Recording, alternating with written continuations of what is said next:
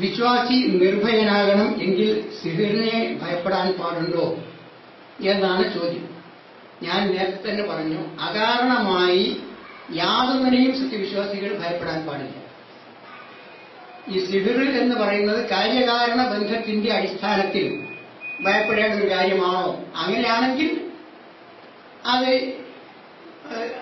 നമുക്ക് അംഗീകരിക്കാം. പക്ഷേ പേപ്പട്ടിയെ പോലെ, പാമ്പിനെ പോലെ ആ തരത്തിൽ ഉപദ്രവിക്കാൻ കഴിവുള്ള ഒരു കാര്യം ആണ് സിഹിർ എന്നതിനെ വ്യക്തമായ തെളിവുകളൊന്നും എനിക്ക് കാണാൻ കഴിയുന്നില്ല.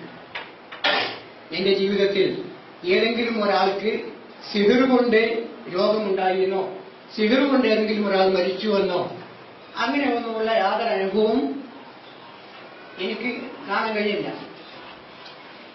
വ്യക്തമായ ഒരു റിപ്പോർട്ട് ഇന്ന ആൾ മരിച്ചത് സിഹിർ കൊണ്ടാണ്, അല്ലെങ്കിൽ ഇന്ന ആൾക്ക് ക്യാൻസർ ഉണ്ടായത് സിഹിർ കൊണ്ടാണ് എന്ന് തെളിയിക്കുന്ന തരത്തിൽ തെളിവുകളോടുകൂടിയുള്ള ഒരു റിപ്പോർട്ട് പോലും എനിക്ക് വായിക്കാനോ നിരീക്ഷിക്കാനോ കഴിഞ്ഞിട്ടില്ല.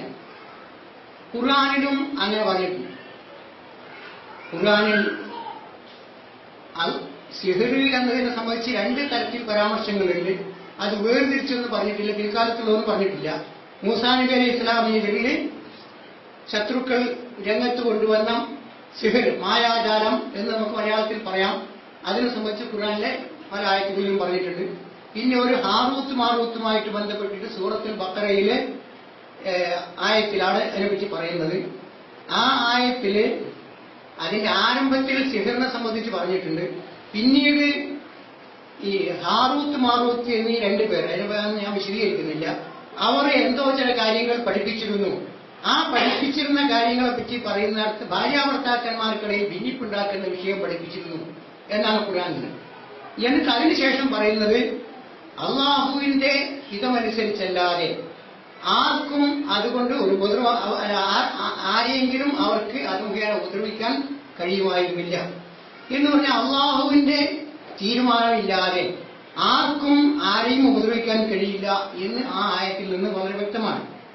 പിന്നെ ഭാര്യാഭർത്താക്കന്മാരെ തമ്മിൽ ഭിന്നിപ്പിക്കുക എന്ന കാര്യം അത് എങ്ങനെയാണ് ചെയ്തിരുന്നത്?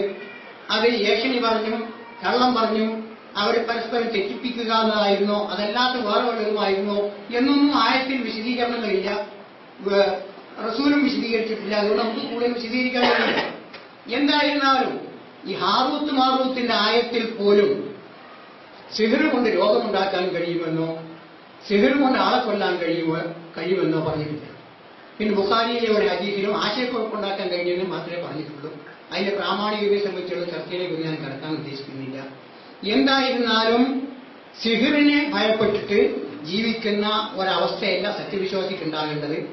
നേരത്തെ തന്നെ പറഞ്ഞതുപോലെ അള്ളാഹു അല്ലാത്ത ആരെയും യാതൊന്നിനെയും ഭയപ്പെടാത്ത, അള്ളാഹു ഉദ്ദേശിച്ചതല്ലാതെ എന്റെ ജീവിതത്തിൽ സംഭവിക്കുകയില്ല, എന്റെ ജീവിതത്തിൽ എന്ത് സംഭവിക്കുന്നതും എനിക്ക് അള്ളാഹു ഉദ്ദേശിച്ചാൽ ഗുണകരമായി തീരും എന്നൊക്കെയുള്ള ആ വിശ്വാസത്തോടുകൂടെ തികച്ചും നിർഭയമായ ഒരു ജീവിതം തന്നെയാണ് സത്യവിശ്വാസികൾ നയിക്കേണ്ടത്. അള്ളാഹു അല്ലാത്തവരെ പറ്റി പറഞ്ഞ് പേടിപ്പിക്കുക അതൊരു ഗുരുതരമായ കുറ്റമാണെന്നാണ് ഖുർആൻ നമ്മെ പഠിപ്പിക്കുന്നത്. ഇത്രയും എനിക്ക്